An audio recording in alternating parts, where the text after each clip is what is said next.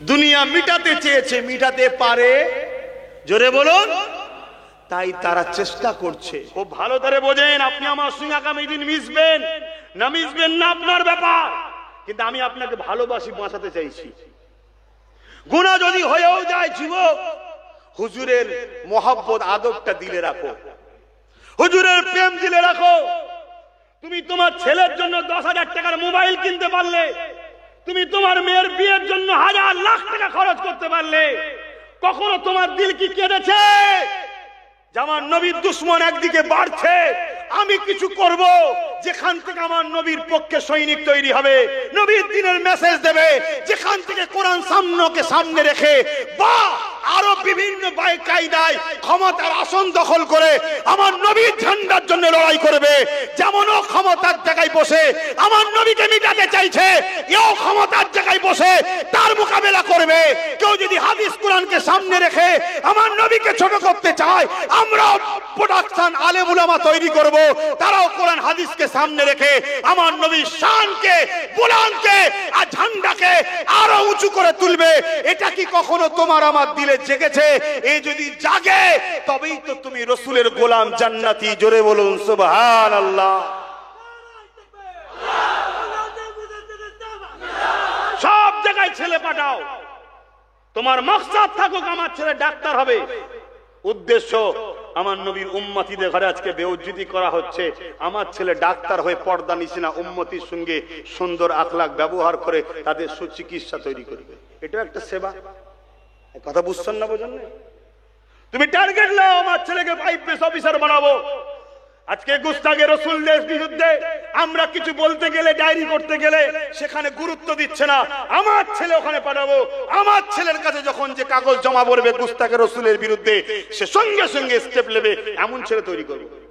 ওটা একটা খেদমত না? খেদমত নয়। তুমি তৈরি করো, নিজেদের ছেলেদের ঘরে ভালো ভালো জায়গায় পৌঁছাবার চেষ্টা করো। যে জায়গায় পৌঁছে আজকে যারা পৌঁছে গেছে তাদের কাছে যখন আমার হুজুরের বিষয়ে কোনো কথা হয় তাদের কোনো গুরুত্ব নেই, কিন্তু আমার ছেলে যদি পৌঁছায় সেদিন আমার হুজুরের সামনে কিছু হলে আমার ছেলে সেদিন লড়াই করবে। সে জায়গা পর্যন্ত পৌঁছাবার ব্যবস্থা করা দরকার আছে না? নাই? তবে মনে রাখবে একটা কথা আপনাদেরকে বলবো, অনেকে মোবাইলে ফোন করে, অনেকে ফেসবুকে অনেক কমেন্ট করে, অত পুকাওয়ালা চাল খেয়ে আল্লাহ বড় করেন, একটু হলেও বুঝি। অনেকে বলে তোমার গাছের আম দাও। আরে আমার গাছে সবে তো একটা আম, এক্ষুনি দিলে তো পুরো কানা হয়ে যাবে। দাঁড়া, পুরো ফলন ধরায়। কথা বুঝে আসছে না? না, এতদিন তো কানাই ছিলাম, আজকে এত তাড়াহুড়ো কেন? কিছু মাথায় ঢুকছে না? ঢোকে না? হ্যাঁ, অনেকে পাম দেয়, অনেকে পাম দেয়, নাবাও না নাবাও না। দাঁড়া, হয়েছে কোথায়? অত কাঁচা খিলাড়ি নয়, অনেক বুঝে বুঝে বুঝে বুঝে পা ফেলতে হবে। কেন? হুজুর শিখিয়েছে সব। কে শিখিয়েছে? নূর নবী সব শিখিয়েছে। কেন? আজ দুটো ছেলেকে বাঁচাতে যাব, দুটো ছেলে হয়তো বেঁচে যাবে, আমার ছেলেটা মরেও যাবে। শুনছেন না? শোনেন না? কিন্তু কাল 2 কোটি ছেলেকে বাঁচাবার দিন আসছে। এখন থেকে আমার ছেলেকে আরো শক্তিশালী করে তুলি, 2 কোটি টাকা জেগে বাঁচাতে পারে। কথা মাথায় ঢুকছে না? ঢোকে নি? হ্যাঁ, তুমি বুঝবে না বা, আমি তোমার কথা বলছি নি, যারা পাম দিচ্ছে তাদের কথা বলছি, তুমি বুঝবে না। অনেক বুঝি, তাই আমি প্রায় জায়গায় বলি আলোচনাকারী সমালোচনাকারী থাকবে। তুমি যদি আমার সমালোচনাকারী হও এসো নি বাপ, ভিড় করোনি, দূরে থাকো। আর যদি বলো যে না সমালোচনাকারী নয়, প্রেমিক মানুষ, তাহলে সব কথা জানতেও লাগে না, সব কথা শুনতেও লাগে না। এই এদিকে এদিকে, ওদিকে ওদিকে। কথা মাথায় ঢুকছে না? ঢোকে না? হ্যাঁ, কথা মাথায় ঢুকছে তো নাকি? হ্যাঁ, একটু ঢুকিয়ে রাখো। যে একটা কথা এলো তো একটু টাচ দিলাম, অসুবিধে হলো? অসুবিধে হলো? তাহলে নিজের মাকসাদ তৈরি করো, আমি হুজুরের গোলাম। আমাকে যদি একটা সন্তান দেয় তাকেও গোলাম বানিয়ে যাব। সে ডাক্তার গোলাম হোক, উকিল গোলাম হোক, জজ গোলাম হোক, মৌলানা গোলাম হোক, পীর সাহেব গোলাম হোক, যে ক্যাটাগরি হোক, সে যেন গোলাম হয়। বড় ব্যবসায়ী, আপনার ছেলে বড় ব্যবসায়ী, আলহামদুলিল্লাহ, ভালো কথা, কোটি কোটি টাকার মালিক আল্লাহ করেছে, কিন্তু আপনার মাকসাদ থাক, ছেলেকে বলবো বাপ তুই আরো পতি হোস, আর যাই পতি হোস মোহাম্মদ রসুলের গোলাম হবি। তাহলে কি হবে? ওর কোটি টাকা থাকার পরে ও সব সময় চেষ্টা করবে আমার টাকায় নবীর দিনের উপকার কি হয়। এই চেষ্টা করবে না করবে না? আর যদি না শিক্ষা দাও, ও কোটি কোটি টাকা দিয়ে মাদ্রাসার নামে কেস করবে, মসজিদের নামে কেস করবে। এই সমাজ এরকম আছে না নাই? মুসলমানের ঘরের ছেলে আছে না নাই? হ্যাঁ, কেন? প্রোটেকশন ঠিকভাবে শিক্ষা দিতে পারেনি। কিয়ামতের দিন তুমি আমি ভালো আমল করে জান্নাত যাবো ভাবছি না, কিয়ামতের দিন ছেলের জন্য বাপকে ধরবে, ছেলের জন্য বাপকে ধরবে আল্লাহ। তুমি তো নামাজ পড়েছো, রোজা রেখেছো, হজ করেছো, দাঁড়িয়ে রেখেছো, নবী নবী করেছো, তোমার ছেলেটা নবীর দুশ্মন হলো কেন? শিক্ষা দিয়েছিলে ছোটবেলায়? আল্লাহ নবী তাই বললেন, তোমরা তোমাদের বাচ্চা দিগকে তিনটে শিক্ষা দাও। প্রথম নম্বর হলো আল্লাহ নবীর প্রেম ও আদব। প্রথম নম্বর কি? নবীর প্রেম ও আদব। দ্বিতীয় নম্বর হলো নবী পাকের খানদান, নবী পাকের আহার, নবী পাকের পরিবারদের পরিবারদের প্রেম ও আদব, এই দ্বিতীয় নম্বর। তিন নম্বর হলো কোরআনের শিক্ষা দাও। এই শিক্ষাটা প্রত্যেকটা বাপ মাকে বাচ্চাকে দিতে হবে। এরপরে দুনিয়াদারি করার জন্য ইংলিশ বাংলা যা শিখাবেন শিখান, ডাক্তার উকিল জজ ডিএম নেতা মন্ত্রী যা বানাবেন বানান, কিন্তু এই তিনটে শিক্ষা নবী পাক হুকুম করেছে প্রতিটা উম্মতকে দিতে হবে। প্রথম নম্বর হলো আল্লাহ নবীর প্রেম ও আদব। এই মাদ্রাসাতে প্রথম নম্বর শিক্ষা দিতে হবে নবী পাকের প্রেম ও আদব। দ্বিতীয় নম্বর হলো এই মাদ্রাসার ছেলেকে শিখাতে হবে নবী পাকের আহাল পরিবারদের প্রেম ও আদব। তিন নম্বর হলো এই মাদ্রাসাতে নবী পাকের যেমন করে নবীর আমাদের ছেলেদের ঘরে আল্লাহর কোরআনে শিক্ষা দিতে হবে। নবীর প্রেম আদব শিক্ষা না দিয়ে, নবীর আহালদের শিক্ষা না দিয়ে, কোরআনের শিক্ষা হাদিসের শিক্ষা দিলে ও লোড নিতে পারবে না। ও বড় জ্ঞানের অহংকারে বলবে নবী পাকের ভুল থাকাটাও সম্ভব। শুনছেন না শুনেন না? অহংকারী হয়ে যাবে। আর যখন ওকে ছোটবেলা থেকে ট্রেনিং দেবে নবীর প্রেম, নবীর আদব, নবীর আহালদের প্রেম আদব, তারপরে ওকে কোরআন দাও, হাদিস দাও, ও লোডটাকে নিতে পারবে। শুনছেন? নিতে পারবে, আর তা না হলে নিতে পারবে না। তরুণেরা বাপেরা, এই আসুন আগামী দিন আমরা চেষ্টা করি এই বাংলার জমিনে আমরা শুরু করব।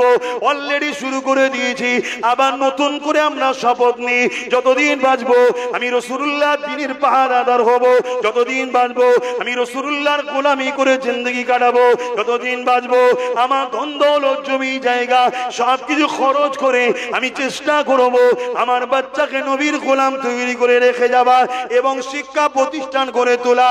যে জায়গা থেকে আমাদের বাচ্চারা ডাক্তার উকিল জজ ডিএম হবে, পাশাপাশি তার আগে নবী পাকের প্রেমিক তৈরি হবে, নবীর আদব জানবে, আল্লাহ নবীর খানদানদের প্রেম আদব জানবে, কোরআনের শিক্ষা পাবে।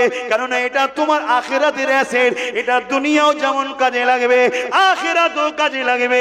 এই জমিনে হাজারো ডাক্তার মাওলানা হাজারো ডাক্তার রয়েছে, হাজারো জজ উকিল রয়েছে যারা নিজেদের মা বাপকে বৃদ্ধাশ্রমে রেখে এসেছে, কিন্তু যেই উলামা গুলো আমার নবী পাকের প্রেম নিয়ে বড় হয়েছে এই জমিনের উপরে একটা দেখাতে পারবেন না নিজের মা বাপকে সে বৃদ্ধাশ্রমে রেখে এসেছে। এই বলে দিয়ে যায় দুনিয়া দিতে হবে, কিন্তু তার আগে আল্লাহ রাসূলের প্রেম আদবটা দেয়। এটা আপনার দুনিয়াতেও কাজে লাগবে, আখিরাতেও কাজে লাগবে।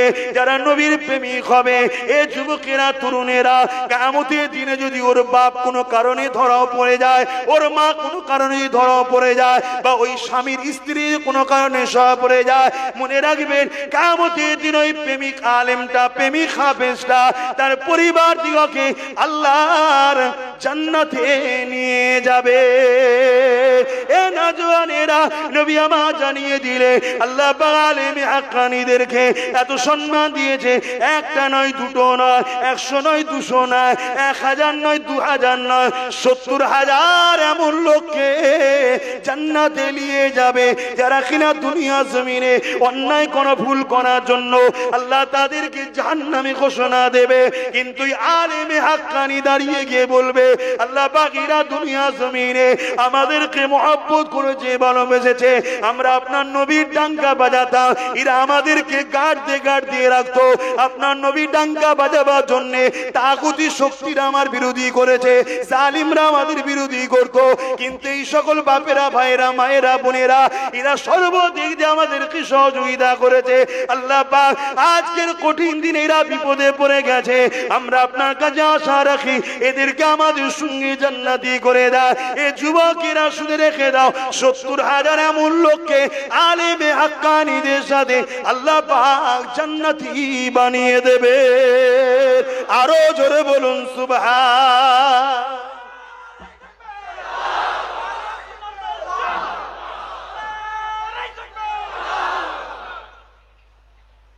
তৈরি করুন, হাফেজ বানান, আলেম বানান, দরকার আছে না নাই? কিন্তু তাদের হৃদয়ে নবীর প্রেম যেন থাকে, নবীর আদব যেন থাকে। আলেমদেরকে দাওয়াত করুন, দিন শিখুন তিনাদের কাছে বসে, কিন্তু দেখতে হবে সে রাসূলুল্লাহর প্রেমিক বক্তা, প্রেমিক আলেম, প্রেমিক পীর সাহেব, প্রেমিক আছে নাকি। যদি প্রেমিক হয় তাহলে তাদের সঙ্গে উঠা বসা করুন, লেনদেন করুন, তবেই সেটা কামিয়াবি হবে, নচেত কামিয়াবি নয়। আমি কি বুঝাচ্ছি বুঝতে পারছেন আপনারা? অসুবিধা হচ্ছে আপনাদের? তাহলে মুহাব্বতে দুরুদ আল্লাহুম্মা সাল্লি আলা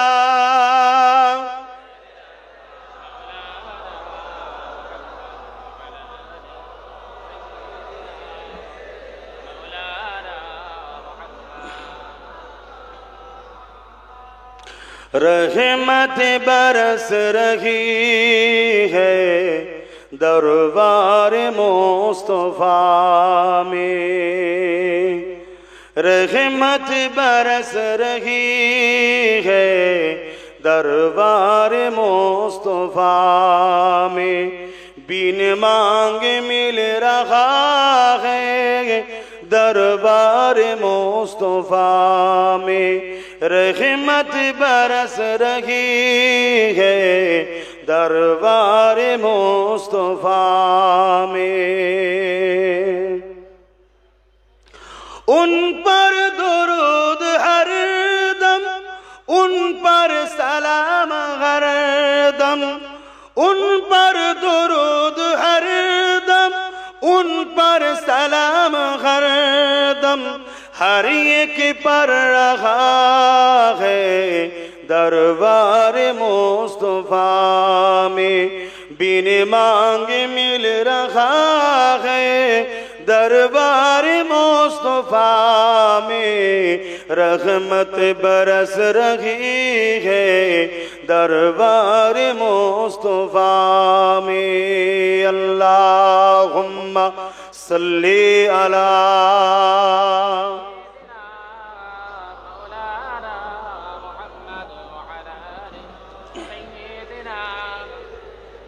এদের টানছে, খুব সমস্যা তো, একটু ঘোরা হওয়াও দরকার, নাহলে হেমে যাচ্ছে, এদের টানছে।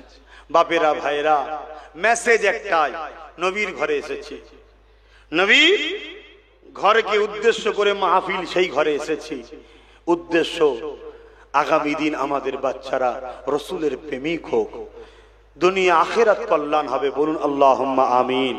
তো ভাই আমার, সেই নবীকে হৃদয়ে রাখেন, নবীকে প্যার করেন, নবীকে মহব্বত করেন, ভালোবাসেন। যারা মহব্বত করেছে তাদের দিকে শিক্ষা নেন। এক রায়াতের মধ্যে আছে হযরতে আবু বকর সিদ্দিক রাদিয়াল্লাহু তাআলা আনহু, শুনেছেন না? কি গো, জানেন না? জানেন না? আমার নবী পাকের প্রথম খলিফা, যিনি সব সময় আমার রসুলের চেহারা মুবারকের দিকে তাকিয়ে বসে থাকাকে বড় পছন্দ করতেন। জোরে বলুন সুবহানাল্লাহ। আল্লাহ নবী দরবারে একদিন সাহাবা হুজুররা আসলেন। একটু বলি, অসুবিধা হচ্ছে? সাহাবা হুজুরদের মধ্যে থেকে এক একজন এক একটা করে কথা বলতে লেগেছে। কেউ বলতে লেগেছে, আর রাসূলুল্লাহ হাবিবাল্লাহ, আমাকে সর্বসময় নামাজ পড়তে বড় ভালো লাগে। এ নওজওয়ানেরা, যারা আল্লাহ ছেড়ে দিয়ে 360টা নকল খোদাকে ধরেছিল, তাদের মুখ থেকে আজকে যখন নবী পাক শুনতে লেগেছে আমাদেরকে সর্বসময় আল্লাহকে সিজদা করতে ভালো লাগে, আমার নবী পাক কতটা না খুশি হতে লেগেছে সেই সময় একটু চিন্তা করে দেখো। আজ আমরা তো ধর্মটাকে বড় সহজে পেয়ে গেছি, এই জন্যই তো আমাদের গুরুত্ব দিন ইসলামের উপরে নাই, গুরুত্ব নাই। আল্লাহ নবীর আর একজন সাহাবী উঠে দাঁড়িয়ে গেলেন, ইয়া রাসূলুল্লাহ হাবিবাল্লাহ, আমাকে বড় রোজা রাখতে বড় ভালো লাগে, বছরে 5টা দিন ছাড়া সমস্ত বছর রোজা রাখবো, এটা আমাকে বড় পছন্দ হয়, ভালো লাগে। আল্লাহ নবী বড় খুশি হতে লাগলেন। আর এক সাহাবী উঠে বললেন, ইয়া রাসূলুল্লাহ হাবিবাল্লাহ, আমাকে বড় হজ করতে ভালো লাগে, আল্লাহ কাবা তওয়াফ করব, এটা বড় ভালো লাগে। এইভাবে নবী পাককে একজন সাহাবী এক একটা কথা বলতে লেগেছে। হযরতে আবু বকর সিদ্দিক উঠে দাঁড়িয়ে বললেন, কে আবু বকর সিদ্দিক? পুরোপুরা জমিনে যে আবু বকর রয়েছে, 3 আর 32 পোস্টের মুরব্বী, আমার রাসূলুল্লাহর প্রথম খলিফা। হযরতে আবু বকর সিদ্দিক উঠে দাঁড়িয়ে পড়ে বললেন, ইয়া রাসূলুল্লাহ হাবিবাল্লাহ, ইজাজত যদি দেন আমারও কিছু ভালো লাগে, একটু আরজু করব। আল্লাহ নবী বললেন, বলেন কি ভালো লাগে? হযরতে আবু বকর সিদ্দিক বলেছিলেন, ইয়া রাসূলুল্লাহ হাবিবাল্লাহ, আমার প্রথম নম্বর ভালো লাগে, আমি সর্বসময় আপনার নূরের চেহারা দিকে তাকিয়ে তাকিয়ে দেখতে থাকবো। আরো জোরে বলুন সুবহান।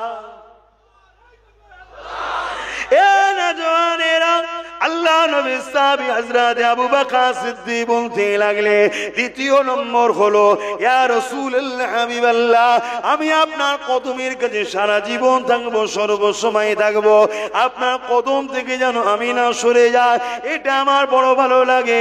আর একটা ভালো লাগে, ইয়া রাসূলুল্লাহ হাবিবাল্লাহ, আমি কষ্ট করে মেহনত করে খরচ ইনকাম করব, আর আপনি ওই টাকাকে নিজের মনে করে আল্লাহ রাস্তায় খরচ করবেন, এটা আমাকে বড় ভালো লাগে। এমনি আবু বকর সিদ্দিক হয়ে যায়নি, এমনি রাসূলুল্লাহর সাথে রওজা মুবারকে থাকার চান্স পেয়েছে, এমনি নয়।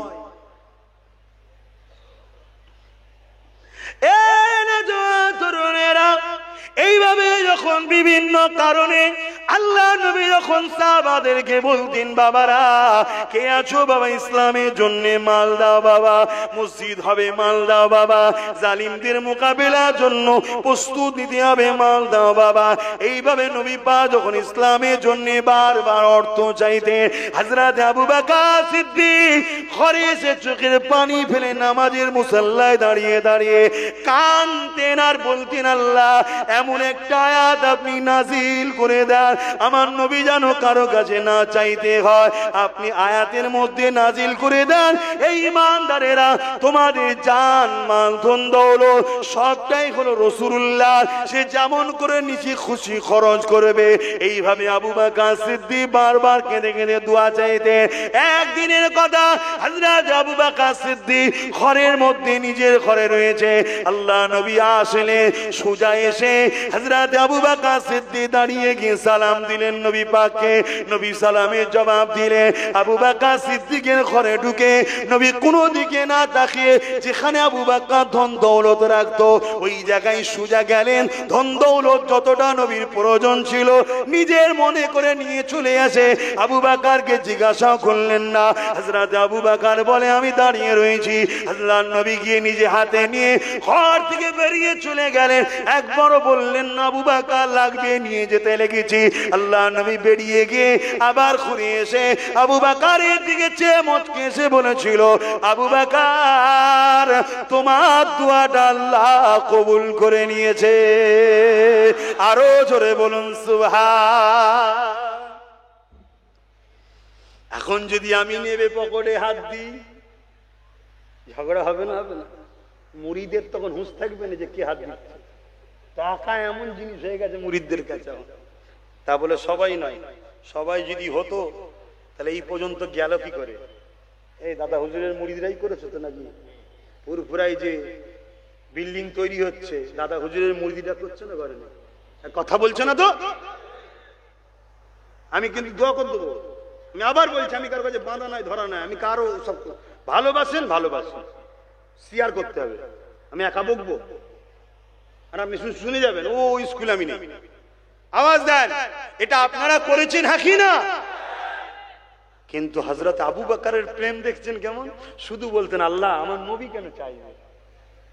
আপনি আয়াত নাজিল করেন যে মোমেন তোদের জানমাল টাকা পয়সা তোদের নয় নবীর। শুনছেন কি বলছি? হ্যাঁ শুনছেন তো নাকি? হ্যাঁ, হযরত আবু বকরের ঘরে ঢুকলো হুজুর, যেখানে ধন দৌলত রাখে, গেল নিল, বেরিয়ে চলে যাচ্ছে। একবারে জিজ্ঞেস করেন এই লিজের চেয়ে কাজে লাগবে, ওই কাজে লাগবে। ঘুরে এসে কিছুক্ষণ পরে মুচকে এসে বলছে আবু বকর তোমার দোয়া কবুল হয়েছে। জোরে বলুন সুবহানাল্লাহ। এক কিতাবের মধ্যে দেখছিলাম হযরত আবু বকর সিদ্দিক তখনকার সময়ে 400 কোটি টাকা নবীকে দিয়েছে। কত টাকা শুনছো কি বলছি? আমার দাদু হয়, এটা কি গর্ব নয় আমার? আচ্ছা তোমাদের দাদু নয়? মুরিদ মানে কি বাচ্চা নয়, রুহানি বাচ্চা তো নাকি? তোমাদেরও তো দাদু হয়, এটা কি তোমাদের গর্ব নয়? কত কোটি তখনকার বাজারে 400 কোটি টাকা আমার নবীর কদমে লিজে দিয়েছে হুজুর। গোলামের হাদিয়া, নজরানা, দান, নজরানা লেন হুজুর, এসব আপনার। জোরে বলুন সুবহানাল্লাহ। আরো জোরে বলা যাবে না? এই জবান খুলে বলুন সুবহানাল্লাহ। নারী দিবে সবাই, দুই হাত তুলে বলুন লাব্বাইক। আপনারা বলবেন ইয়া রাসূলুল্লাহ লাব্বাইক লাব্বাইক লাব্বাইক লাব্বাইক। নারী দিবে বল্লভপুর মুজাদ্দিদিয়া পীর আবু বকর সিদ্দিকিয়া মাদ্রাসা, মাদ্রাসার দাতাগণ, দরদীগণ, সামিনগণ, ওয়াইজিনগণ নারী দিবে। হ্যাঁ, হাত নাবান। কত টাকা মনে থাকবে? মনে থাকবে? আর আজকে দুটো কিছু করে কি লাফালাফি করছে, বাপরে বাপ। সমাজ এরম আছে না নাই? ছোট হয়ে থাকো, আল্লাহ খুশি করে তোমার দ্বারাই করাচ্ছে, শুকরিয়া আদায় করো যে আল্লাহ করাচ্ছে, আল্লাহ করাচ্ছে, আল্লাহ আমায় পছন্দ করেছে, আল্লাহ আমায় বলেছে আমার দিনের কাজ কর। এ তো নসিব, ঠিক না ঠিক গো? হ্যাঁ, তাহলে বলুন আপনারা আল্লাহর দিনের কাজ করবেন না করবেন না? আপনারা আপনাদের সামর্থ্য মতো করবেন না করবেন না?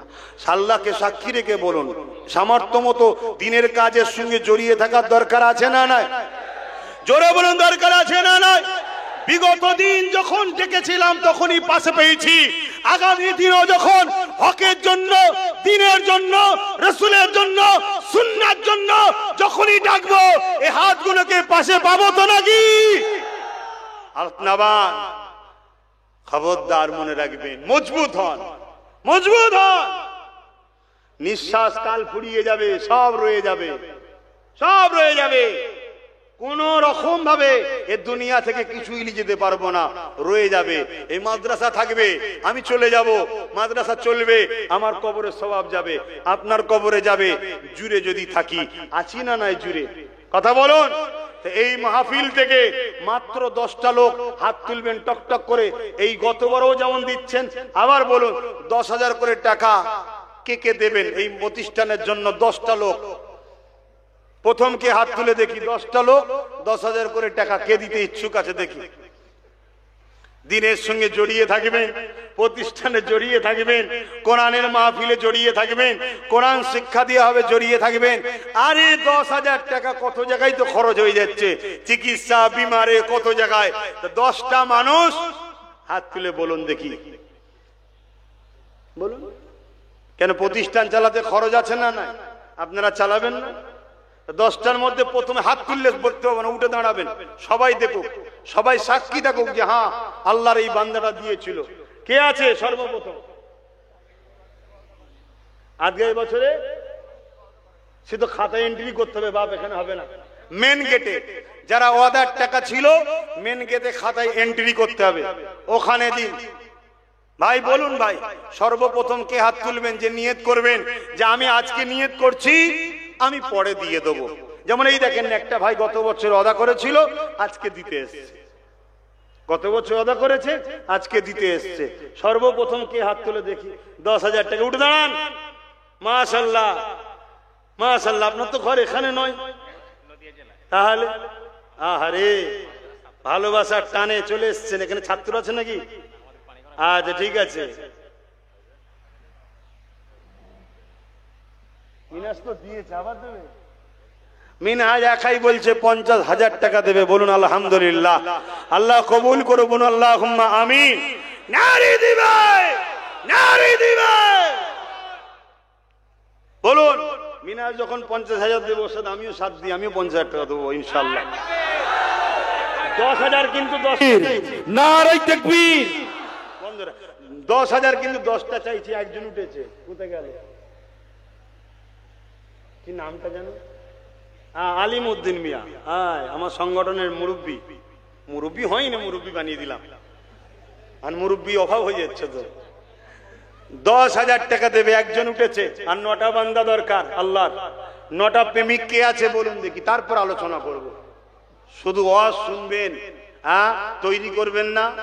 নবীর পক্ষে সন্তানদের ঘরে আপনি যদি না হতে পারেন, কোন গরিবের বাচ্চা পড়ছে, আজকে তো একদল মানুষ এই প্রতিষ্ঠানগুলোকে মিটিয়ে দিবার জন্য উঠে পড়ে লেগেছে। কমসে কম এই সব প্রতিষ্ঠানে মুসলিমদের গরিবের বাচ্চারা দুটো ডাল ভাত খেয়ে পড়াশোনা করছে। তাদের লক্ষ্য এগুলোকে বন্ধ করে দাও। বন্ধ করে দিলে কয়েক কোটি এতিমের বাচ্চা ক্ষুধার্ত হয়ে যাবে। পড়াশোনা ছেড়ে দিয়ে তারা চোর ডাকাত খুনি হবে। এটা তাদের প্ল্যান, মুসলমান ও ইসলামকে বদনাম করার জন্য। বলুন কে আছে? দ্বিতীয় জন উঠে দাঁড়িয়ে বলুন যে আমিও 10,000 টাকা দেবো। 10টা বান্দা চেয়েছি, তার মধ্যে নট একটা হয়ে